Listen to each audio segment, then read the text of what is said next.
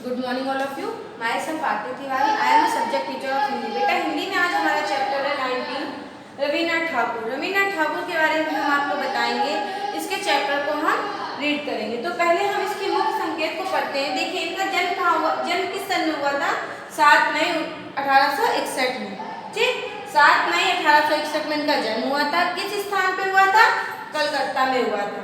इनका स्थान में 7 जनवरी, जब हम पढ़ेंगे तो देखेंगे कि रवीन्द्रनाथ ठाकुर का जन्म 7 मई 1861 में कलकत्ता में हुआ था। जगह स्थान का नाम क्या है बेटा? कलकत्ता। थर्ड नंबर देखते हैं। 17 वर्ष की अवस्था में इनको इंग्लैंड भेजा गया था। जब ये 17 वर्ष के थे, मात्र 17 वर्ष की अवस्था में इनको इनके माता पिता ने कहाँ भेजा था बेटा? इंग्लैंड भेजा था। किस लिए? शिक्षा प्राप्त करने के लिए। ठीक, देखिए सन 1884 से लेकर 1899 तक बंगाल के जमींदार की देखभाल की इन्होंने। 1884 से लेकर के 1899 तक बंगाल के जमींदार की देखभाल की, में जमींदार की पोस्ट पर रहे और बंगाल की जमींदारी की क्या की? इन्होंने देख रेख की। ठीक, अब देखिए सन 1913 में इनको प्रसिद्ध नोबेल पुरस्कार मिला। इनको कब को नोबेल, जब जैसे आपका क्वेश्चन आता है कि रवीन्द्रनाथ ठाकुर को नोबेल पुरस्कार किस सन में प्राप्त हुआ था, तो हम लिखेंगे 1913 में, 1913 में रवीन्द्रनाथ ठाकुर जी को नोबेल पुरस्कार दिया गया था। ठीक, फिर से एक बार देखते हैं। रवीन्द्रनाथ ठाकुर का जन्म किस सन में हुआ था? 7 मई 1861 में हुआ था। किस स्थान पे हुआ था? तो कोलकाता में हुआ था। स्कूल कलकत्ता कहते हैं। और 17 वर्ष की इनको किस अवस्था में इंग्लैंड भेजा गया था? आपका एक क्वेश्चन बनता है। रवीन्द्रनाथ ठाकुर को किस अवस्था में, किस वर्ष की आयु, मतलब कितने वर्ष के थे जब इन्हें इंग्लैंड भेजा गया था? तो 17 वर्ष के थे। और एक क्वेश्चन इसमें बनता है कि रवीन्द्रनाथ ठाकुर बंगाल की जमींदारी किस सन से कितने सन तक इन्होंने की? तो रवि सन 1884 से लेकर के 1899 तक बंगाल की जमींदारी की देखभाल की। और इनको नोबेल पुरस्कार कब मिला? मीन्स रवीन्द्रनाथ ठाकुर को नोबेल पुरस्कार किस सन में प्राप्त हुआ? तो रवीन्द्रनाथ ठाकुर को नोबेल पुरस्कार 1913 में प्राप्त हुआ। ये तो हमारे हुए मेन डिटेल्स। तो चलिए अब हम अपना चैप्टर रवीन्द्रनाथ ठाकुर जो है चैप्टर वो रीड करते हैं और इसकी अन्य जानकारी लेते हैं। ओके,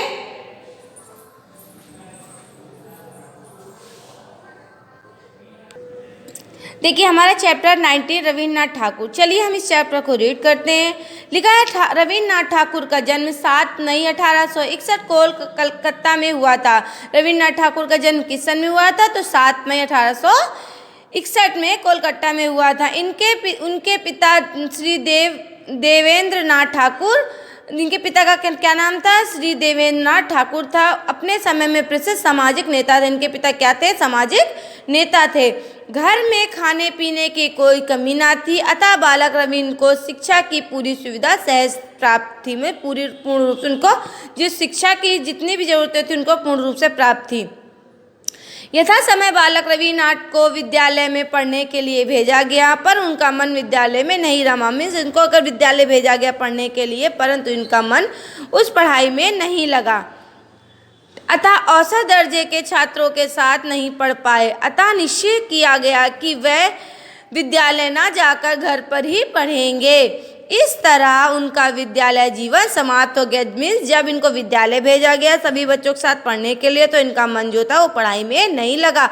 तो इनके माता पिता ने सोचा क्यों ना इनकी जो विद्यालय शिक्षा है वो घर पर ही क्यों ना की जाए। लेकिन इनका तब भी मन नहीं लगा, तो तभी से इनके विद्यालय जीवन समाप्त हो गया। मतलब विद्यालय जाने का जो इनका रुचि, उनका वो था कि विद्यालय जाकर शिक्षा प्राप्त करेंगे, वो चीज़ इनकी खत्म हो गई, मतलब समाप्त कर दी गई। पर वह 13 वर्ष से लेकर के 17 वर्ष तक घर पर अपनी इच्छा से अनेक विषयों का अध्ययन करते रहे।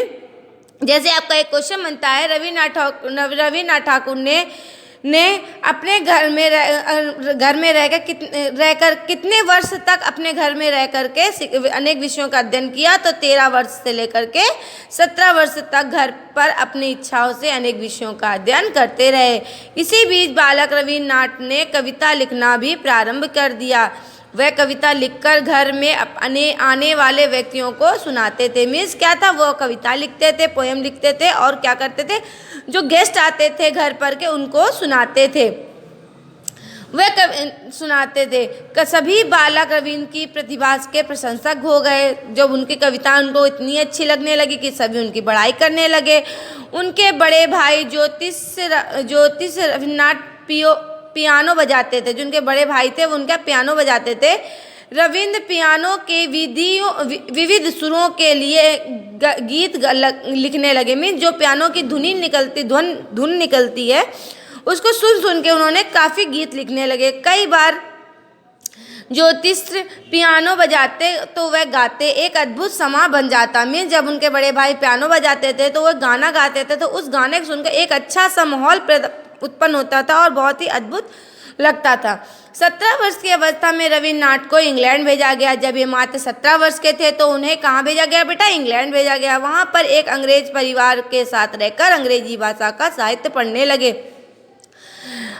ये क्वेश्चन बनता है, इंग्लैंड में कितनी वर्ष की अवस्था में गए थे बेटा, 17 वर्ष की। वहाँ जाके किसके साथ रहे थे, अंग्रेज परिवार के साथ। वहाँ रह के उन्होंने कौन सी भाषा का अध्ययन किया था, तो अंग्रेजी भाषा का साहित्य पढ़ने लगे थे। किसका, अंग्रेजी भाषा का साहित्य पढ़ने लगे थे। कुछ समय विदेश में रहकर रवीन्द्रनाथ भारत लौटे। यहाँ आकर उन्हें कई कविताएं एक करके रच डाली। इस तरह सन 1884 से लेकर 1899 तक बंगाल के जमींदारी की देखभाल करते हुए निरंतर लिखते रहे। इसी बीच इन्हें गांव में रहने का अवसर प्राप्त हुआ, जिनका उन्हें साहित्य पर बड़ा अच्छा प्रभाव पड़ा। उन्होंने अपने साहित्य में ग्रामीण समाज का चित्रण उन्हीं की बोल में किया। उससे वे लोकप्रिय बन गए। रवीन्द्रनाथ तत्कालीन शिक्षा नीति में सर्वदा असहमत थे। मीन्स वो ये शिक्षा जो थी वो उनके पल्ले नहीं पड़ती। बस उनकी रुचि किसमें थी, कविताएं लिखने में थी, कि तरह तरह की कविताएं लिखते थे। फलस्वरूप उन्होंने बंगाल में देहाती क्षेत्र में शांति निकेतन नामक संस्था का स्थापना की। बंगाल किस संस्था का स्थापना की थी, रवीन्द्रनाथ टैगोर ने किस शांति निकेतन की स्थापना की थी। वह संस्था देखते ही देखते प्रसिद्ध हो गई। स्वतंत्रता संघर्ष के दिनों में इस संस्था में राष्ट्रीय चेतना के जागरण में बड़ी अच्छी भूमिका निभाई।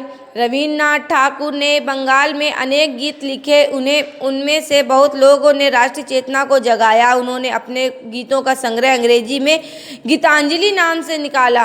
गीतांजलि पुस्तक किसने लिखी गई है बेटा, रवीन्द्रनाथ ठाकुर ने लिखी है, जिसकी भूमिका विख्यात अंग्रेजी कविता में हुई। सन 1913 में इसी पुस्तक से लेकर के इन्हें नोबेल पुरस्कार दिया गया। फिर तो वह एकाएक विश्वविख्यात साहित्यकार हो गए। आज उनकी कविताओं के अतिरिक्त उनके उपन्यास, कहानी, नाटक, निबंध, बाल साहित्य सभी रचनाएं विश्व में कई भाषाओं में छुपी है। आज वह विश्व कवि के रूप में माने जाते हैं। किसके रूप में माने जाते हैं बेटा, विश्व कवि के रूप में माने जाते हैं। स्वतंत्रता संग्राम में गांधी जी ने अंग्रेज सरकार के विरुद्ध असहयोग आंदोलन छेड़ा तो रवीन्द्रनाथ ठाकुर ने उनका सहयोग दिया। महात्मा गांधी उन्हें गुरुदेव कहकर बुलाते थे। महात्मा गांधी रवीन्द्रनाथ ठाकुर को क्या कह के बुलाते थे, गुरुदेव।